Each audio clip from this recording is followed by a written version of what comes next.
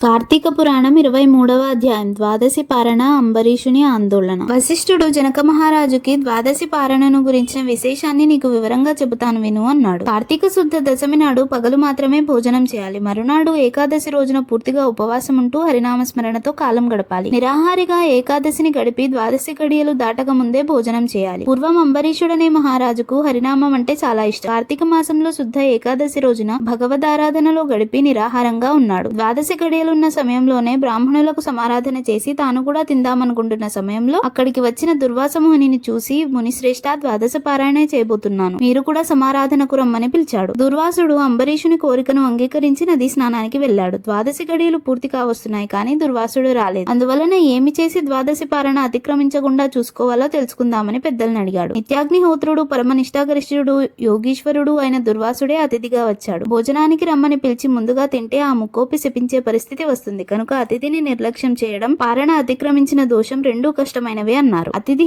అభ్యాగతః స్వయం విష్ణువు అని వేదవాక్కు. అతిథులను అభ్యాగతులను నిరాదరించక గౌరవించాలని అంబరీషుడు మనకి సూచిస్తున్నాడు.